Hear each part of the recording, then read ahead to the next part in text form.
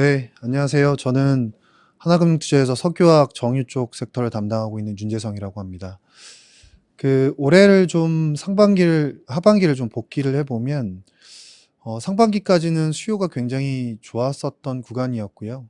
제가 5월 달에 하반기를 전망할 때도, 유럽과 미국의 백신 접종 속도가 굉장히 가파르기 때문에 전반적으로 글로벌 수요는 좋다라는 점 말씀드렸고, 아시아 같은 경우도 백신 접종률이 올라가면 유럽과 미국과 같이 수요는 계속 올라오는 그림이 될 거다라고 말씀드렸는데, 이 부분에서 제가 좀 미스한 포인트는 동남아 쪽에 코로나가 재확산되는 부분들, 그리고 반도체 칩 부족 이슈에 따른 자동차 생산 차질, 그리고 중국의 전력난이라든지 혹은 컨테이너 운임 이슈, 이런 부분들에 대한 병목 현상들에 대한 좀 포인트들을 제가 놓친 부분들이 있었던 것 같긴 합니다.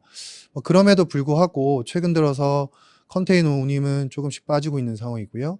자동차 반도체 칩 부족 이슈도 조금씩 해결되는 모습들이 나타나고 있고, 그리고 중국의 전력난도 지지난주에 중국 정부가 거의 완화됐다라는 쪽에 공식 성명을 발표를 한 상황입니다. 그래서 기본적으로 수요가 좋아지는 방향성에 대해서는 변하지 않았다라고 생각하고 있고요. 올해 하반기 같은 경우는 단기적으로 수요가 좀 위축될 수밖에 없는 그런 상황이었다라고 생각하고 있습니다. 거기에 더해서 중국 정부의 정책 변화가 나타나기 시작을 했죠. 앞서서도 철강 쪽에서도 말씀을 주셨는데, 이 중국의 정책적인 변화가 결국은 커머디티 가격의 강세를 이끌 거라고 생각을 하고 있고요. 이러한 부분들 때문에 제가 보시는 것처럼 제목도 중국의 변화가 커머디티 강세로 귀결될 것이라고 지었습니다. 그래서 결론적으로 제가 말씀드릴 내용들은 지금 이 페이지에 보시는 이런 내용들을 말씀드릴 건데, 가장 중요한 건 이거 같아요. 중국이 지난 10년, 15년 동안 환경을 파괴하면서 값싼 가격으로 중국이 디플레를 수출했던 국면이었다면, 앞으로는 환경을 지키기 시작하면서 인플레를 수출하는 국가가 될 거다라고 생각을 하고 있는 거고요. 여기에 대한 내용들을 좀 말씀드려 보도록 하겠습니다. 작년에 중국이 넷제로를 얘기를 하면서 올해 초부터 정책적인 변화가 나타나기 시작을 했습니다. 실제로 중국 티팟에 대한 조사가 올해 2월, 3월 달부터 시작이 됐고요. 6월, 7월 달에는 중국 티팟에 대한 원유 수입 쿼터를 줄이기 시작을 했죠. 거기에다가 올해 8월 같은 경우는 에너지 이중 소비 통제, 듀얼 컨트롤이라고 하죠. 그래서 전력난이 좀 심화됐던 부분들이 있고요. 최근에 10월 12일 같은 경우는 전기료를 시장 가격에 맡기겠다라고 얘기를 했습니다.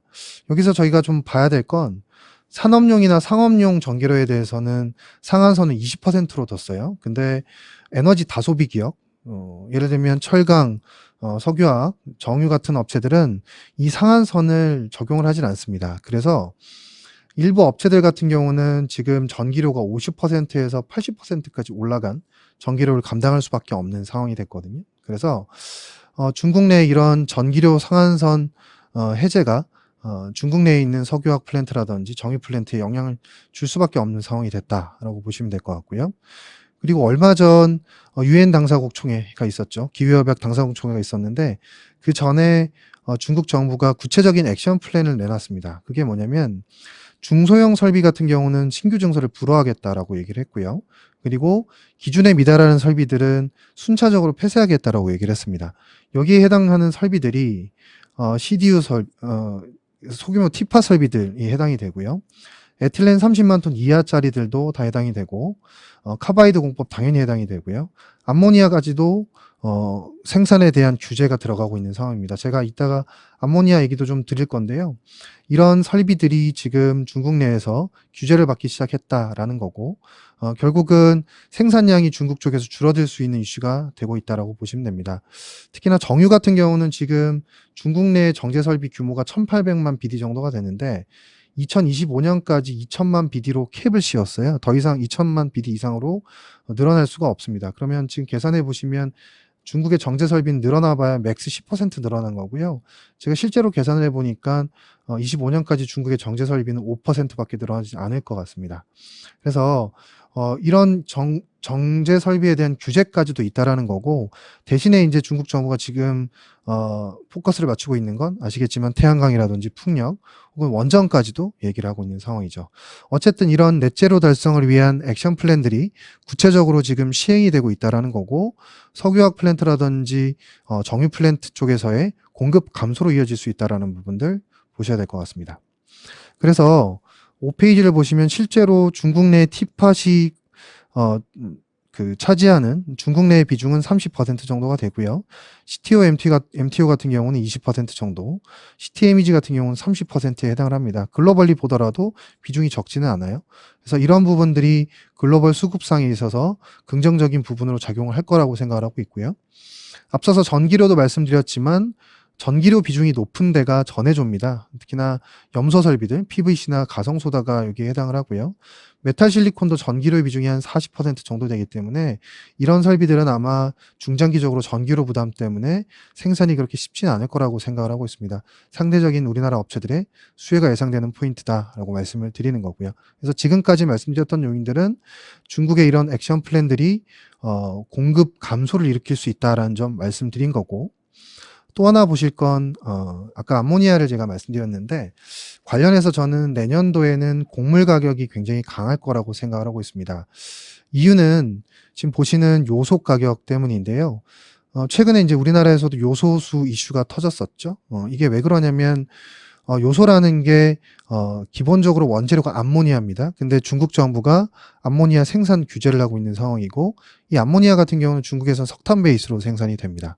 그래서 석탄 규제, 암모니아 생산 규제가 있다 보니까 당연히 요소 가격이 많이 올랐고요. 요소는 비료의 원재료죠. 그래서 비료 가격도 많이 올라갔습니다. 근데 최근에 곡물 가격이 워낙 강하다 보니까 이 최대 수요처가 보시는 인도라든지 브라질 같은 지역이거든요. 이쪽은 곡물 가격이 강하다 보니까 당연히 비료 수요가 높을 수밖에 없죠. 그래서 지금 이게 순환 참조가 걸린 게 비료 가격, 곡물 가격이 올라가니까 수요는 좋아지고, 반면에 공급적인 부분들은 석탄 규제 때문에 중국에서 생산을 할 수가 없는 상황이 돼버렸고, 그래서 지금 순환 참조가 걸리면서 비료 가격이 굉장히 강하게 올라가고 있는 상황이라고 보시면 될 것 같고요. 제가 지지난주 뉴스를 보니까 인도에서 농민들이 시위가 있었더라고요. 이게 이유가 비료가 없기 때문이라고 합니다. 그래서 보통 밀 같은 경우가 12월 파종, 그러니까 겨울 파종이에요. 그래서 지금 밀을 파종을 해야 되는데 비료가 없다 보니까 이런 부분들이 좀 문제가 되고 있는 것 같고요.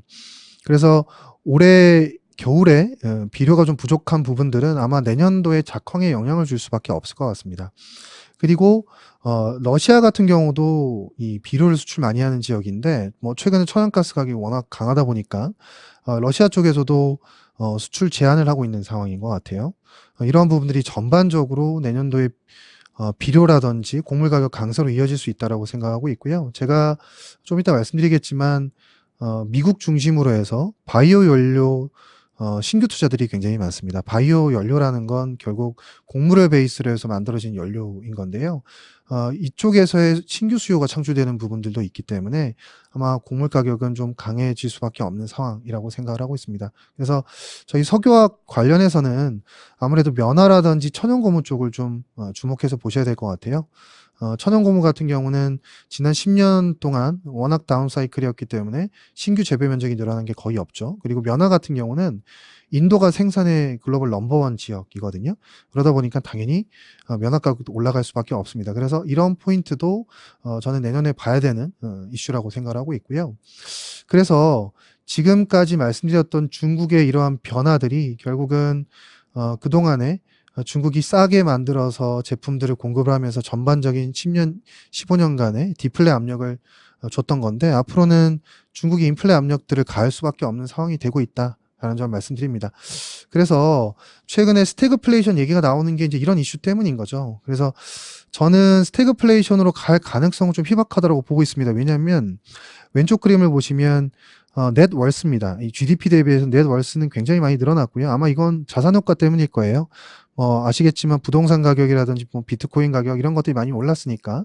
그래서 자산 효과들은 굉장히 강해져 있고요. 반면에 실선으로 보시는 이 넷월스 대비해서 컨섬션은 많이 떨어져 있는 상황입니다. 그래서 여전히 민간의 소비 여력은 전 높다라고 보고 있고, 어제 미국 지표 보시면 아시겠지만 소매 판매 데이터가 나쁘지 않았어요. 그리고 개인들의 저축률도 많이 올라와 있는 상황이죠. 그래서 미국 업체들 보면 인플레이션 때문에 원가 부담이 좀 있었다고는 얘기하지만 내년도에 판가 인상 계속 하겠다고 얘기를 합니다.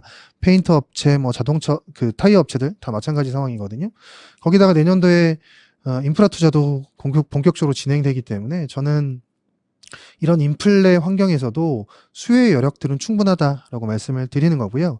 거기에 더해서 인도까지도 저는 좀 봐야 되는 국가라고 생각을 하고 있습니다.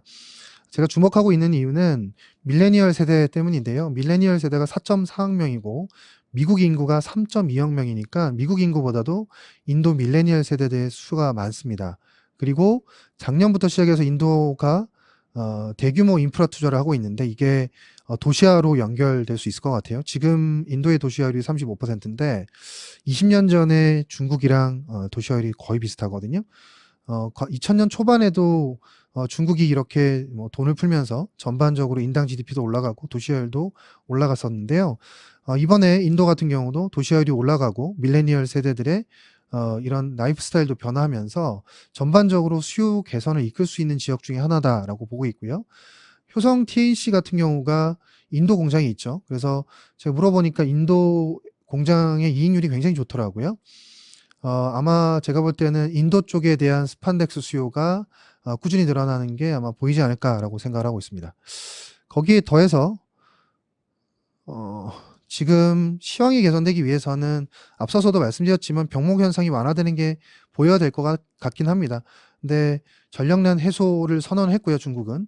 컨테이너 운임도 지금 빠지고 있는 상황이기 때문에 점진적으로 병목 현상은 완화될 수 있다라고 생각을 하고 있고, 이렇게 됐을 때 적정 재고 레벨이 어느 정도 될 거냐가 저는 이슈라고 생각을 하고 있습니다. 왜냐하면 지난 10년, 15년 동안 저스트 타임 방식으로 오면서 이번에 병목 현상들이 좀 강하게 발생을 했고요. 그러면서 최근에 보면 저스틴 케이스에 대한 얘기들이 많이 나오기 시작을 했죠. 그래서 적정 재고의 레벨이 과거에는 굉장히 낮았는데 아마 이번에는 적정 재고의 레벨 자체가 올라가지 않을까라고 생각을 하고 있고요. 이런 부분들을 감안하면 내년도에 강한 수요 개선 국면이 한 번은 나타날 수 있다라고 말씀드립니다. 그래서 기본적으로 인플레 압력들이 있기 때문에 가격 전가력이 우수하거나 원가 부담이 낮은 업체들이 유리할 것 같은데요. 고부가 제품을 가지고 있는 업체들이라고 하면 제가 이제 KCC를 탑픽으로 말씀드리는데 실리콘 같은 경우가 고부가 제품 중에 하나입니다. 자동차 전기차용으로 사용이 될 수 있고요. 배터리 쪽으로도 사용될 수 있고 이런 부분들을 계속 늘려나갈 겁니다. KCC는. 그래서 여기에 대한 수혜가 가능할 것 같고요. 그 다음에 원가 부담이 낮은 쪽이라고 하면 부타디엔 쪽이 증설이 많기 때문에 부타디엔을 원재료로 쓰는 이런 아이템들은 아마 내년도에 원가 부담이 낮은 거에 대한 수혜를 볼 수 있을 거다라고 생각을 하고 있습니다. 그리고 이제 화학 쪽으로 가서 말씀드리면 최근에 에틸렌 증설에 대한 걱정들을 많이 하시는데 제가 앞서서도 CTO, MTO가 순차적으로 폐쇄될 거라고 말씀드렸고요. 지금 회색으로 보시는 게 CTO, MTO의 가동률을 가정한 공급 부담입니다. 굉장히 많이 줄어들 수밖에 없는 상황이고 제가 볼 때는 큰 그림에서는 내년도가 에틸렌 수급상 대바닥을 찍을 수 있는 그런 상황이다라고 말씀드립니다. 납사 같은 경우도 사실은 올해 너무 강했어요. 이게 왜 그러냐면 이 정유사들이 가동률이 너무 낮았었고요. 그러다 보니까 납사 생산량이 너무 부족했죠. 근데 최근에 이 납사 에틸렌 정유업체들이 가동률이 올라가면서 납사 생산량이 조금씩 늘어나게 있는 게 보이거든요. 아무래도 내년까지 보면 납사는 조금씩 안정화될 수 있는 가능성이 있다 이렇게 말씀드리고요. 이런 아이디어를 종합해서 보면 화학 쪽의 탑픽은 KCC, 금호석유, 차선호주는 롯데케미칼, 효성 TNC 이렇게 말씀드릴 수 있을 것 같습니다. 그리고 정유 같은 경우는 지금 실제로 중국의 정유 제품 수출 쿼터가 많이 줄었어요. 실제 수출량도 많이 줄어들어 있는 상황이고요. 그리고 미국 쪽의 재고라든지 아시아 쪽의 재고, 유럽 쪽의 재고도 굉장히 많이 낮아져 있는 상황이거든요. 그래서 공급적인 부분들이 굉장히 많이 지금 타이트한 상황이라서 내년도에 휘발유 수요라든지 혹은 항공유 수요가 올라오기 시작을 하면 아마 정제 마진은 강세를 보일 수밖에 없을 거라고 생각하고 있습니다. 그래서 실제로 왼쪽 그림 보시면 막대가 증설이고요. 영역 부분이 수요인데 공급 대비해서 수요가 너무 모자랍니다. 그래서 내년도에 정제 마진이 강세로 갈 거다라고 보고 있어서 전반적으로 이 정유 업체들의 실적은 좋아질 수밖에 없다라고 생각하고 있습니다. 그런 관점에서 정유주 중에서는 SOE를 토픽으로 말씀을 드리고요. 화학업체 중에서는 고부가 제품을 하고 있는 KCC 토픽으로 말씀드리고, 금호석유 같은 경우는 커머디티, 소프트 커머디티, 천연고무 가격 강세의 수혜를 볼 수 있다는 점, 그리고 부타디엔 약세의 수혜를 볼 수 있다는 점 감안해서 금호석유 말씀드리고요. 금호석유가 지금 올해 연말 기준으로 배당 수익률이 한 7%, 8% 정도 될 것 같습니다. 배당 관점에서도 충분히 접근할 수 있는 상황이다라고 말씀드리고요. 그리고 차선호주로 말씀드린 롯데케미칼이라든지 효성 TNC는 연합 가격 강세에 대한 수혜를 볼 수 있기 때문에 그런 포인트를 감안해서 차선호주로 말씀을 드립니다. 제가 너무 좀 빨리 말씀드렸는데 디테일한 내용들은 한 번 더 방송을 통해서 말씀드리도록 하겠습니다. 시청해 주셔서 감사드립니다.